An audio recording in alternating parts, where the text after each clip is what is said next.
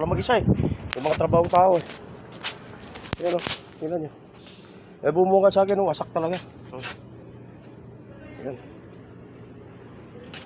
Wasak yung ano sa loob. Ito eh, gagawin ko daw ito, hindi ito daw palitan eh. Eh sige, sabi ko, tingnan natin paano magawa. Wasak talaga siya. Ito, pumasok din pati ito. Ilang minuto ko lang tinanggal. Tapos na.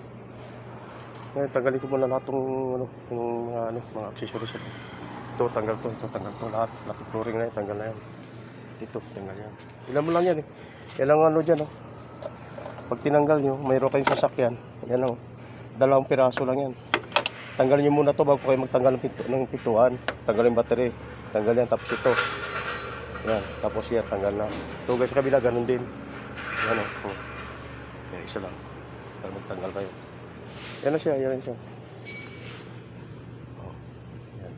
Kaya kung may Maxima kayo, nasakyan dyan sa Pilipinas, yan ang gawin nyo.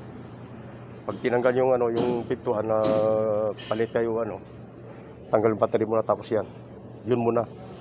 Wiring tapos ito.